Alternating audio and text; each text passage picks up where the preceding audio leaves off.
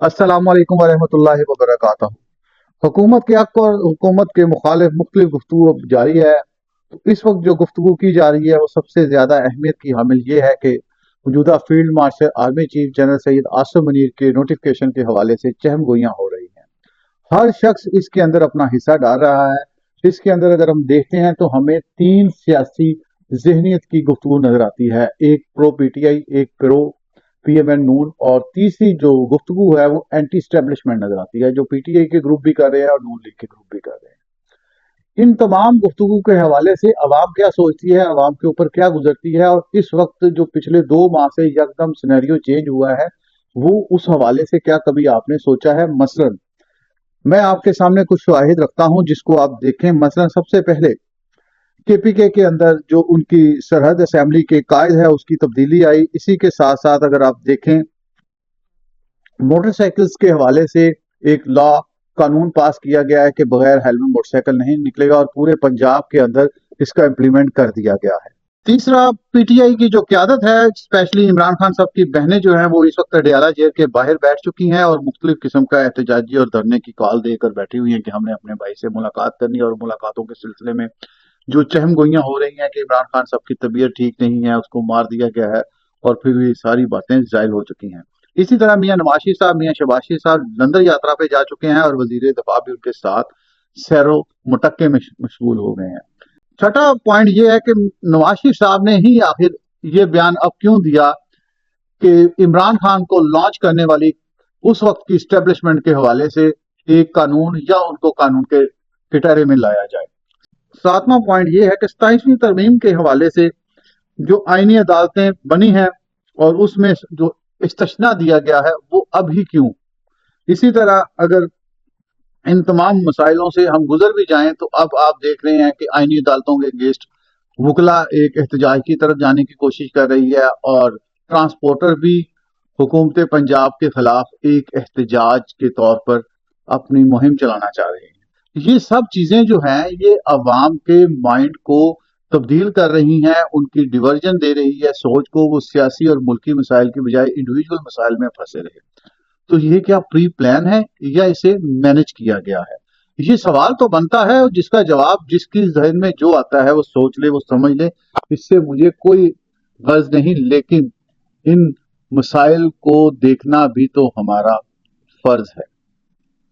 मैं यहाँ पर अब सियासी शऊर के हवाले से तो बात कर चुका हूं, तो मैं बात करूंगा अब शौरी तौर पर। जो शौरी तौर पर 1947 से लेकर अब तक की पाकिस्तानी तारीख को अगर शौरी तौर पर देखा जाए तो पाकिस्तानी अवाम का जो सबसे बेहतरीन मशगला है वो कुकड़ों की लड़ाई है, वो ये बैलगाड़ियों की रेस है, वो घोड़ा दौड़ की रेस है, या कुत्ते और रीछ की लड़ाई है, जिसमें हर जीतने वाले के फातिहीन के मालिक को वो अपने कंधों पे उठाते हैं। तो अगर इस माइंड सेट को देखते हुए मैं चलूं तो क्या आज भी हम किसी जीतने वाले को अपने कांधों पे उठाएंगे? मैं नाज़रीन आपको ये भी कहता जाऊं कि इस वक्त एक मुहावरा मशहूर है कि नवाज शरीफ वक्त आने पर गिरेबान पकड़ता है और वक्त पड़ने पर पाँव। वो मुहावरा भी किस हद तक ठीक है, और सियासतदान सबसे ज्यादा जहरीला होता है वो भी नजर आता हुआ नजर आ रहा है। क्या इन बातों में हकीकत है? ये गुफ्तगू मेरी नहीं, ये रोजमर्रा सोशल मीडिया पे आने वाले बयानात का नतीजा है जो मैं आपको सुना रहा हूँ। इसका फैसला इसमें से अपने माइंड के मुताबिक आपने निकालना है। मैं कोई भी नजूमी या सहाफती तजिया पेश नहीं करना चाह रहा। मैं तो रोजमर्रा मेरी नजर से गुजरने वाले अखबारात और सोशल मीडिया की जो तराशें हैं वो मैं बयान कर रहा हूँ। सियासत के अंदर जो हमारा सियासी शऊर है, या हम एज ए सियासी मेच्योरिटी जिसे कह सकते हैं, तो उसकी मिसाल मैं आपके सामने रखूंगा। वो भी 9 मई के हवाले से जो हमारे फैसले हुए हैं, और उसमें से नेशनल सूबाई असेंबली के जो री इलेक्शन हुए वो आपके सामने हैं। उसमें हमने जो एज ए सियासी अपनी मेच्योरिटी पेश की वो ये की कि हमने वो मोरूसी सियासत को सबसे आगे रखा। राना सनाउल्लाह साहब अपने दामाद को ले आए, तलाल चौधरी साहब अपने भाई को, और राजा रियाज अहमद साहब अपने बेटे को। अब अगर हम लिटरेरी तौर पर देखें तो पाकिस्तान में 33% से कम नंबर लेने वाले बच्चे को नर्सरी से प्रेप में नहीं देखा जाता। वो दोबारा उसी साल अपनी उसी क्लास के अंदर गुजारता है। मगर राना सनाउल्लाह साहब का जो दामाद है वो 17 48% वोट हासिल करके पंजाब असेंबली का मेंबर बना।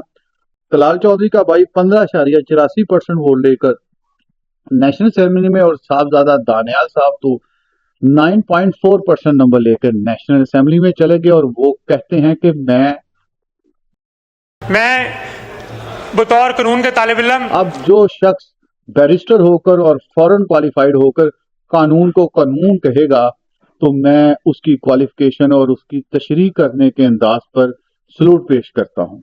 ये वो हकीकत है जो इस वक्त माशरे के सामने है, और अवाम की तरफ से जो सन्नाटेदार तमाचा इस हुकूमती निज़ाम यानी कि सियासी निज़ाम पर पड़ा है, उसको शायद हमारी आला क़यादत सुनने के लिए तैयार नहीं। अवाम रूटीन में वोट डालने काम आए या फिर उन्होंने इस इलेक्शन का बॉयकॉट किया, फैसला तो अवाम ने ही करना है। सीनियर तो जीतकर अपना जश्न मना रहे हैं, बहरहाल लम्हा फिक्रिया जरूर है। ये सारी चीजें देखते हुए मैं आज भी, मेरा ये जाती मानना है और ये जानना है, बहुत सारे लोग ये कह रहे हैं कि एस्टेब्लिशमेंट के अंदर बैठे हुए कुछ किरदार अपनी असेसमेंट और अपनी दी गई कैलकुलेशन के मुताबिक रिजल्ट नहीं ले पाए और वो फेल हो गए हैं। जबकि दूसरी तरफ मैं ये समझता हूँ ये तमाम बातें बेबुनियाद हैं। पाकिस्तानी तारीख के अंदर एस्टेब्लिशमेंट किसी भी तौर पर ना कमजोर होती है और ना ही उसके अंदर दरार आती है। हकीकत कुछ और है, मसाइल कुछ और है। फैसला वो जो 27वीं तरमीम के बाद आ चुका है, उसको इम्प्लीमेंट करना और उसके हवाले से नोटिफिकेशन करना। इसके अंदर अगर कोई अपने अपने मफाद के अंदर अपने हक के लिए कोई बात सामने लेके आना चाह रहा है, तो इसका फैसला आने वाले दिनों में आप खुद करेंगे।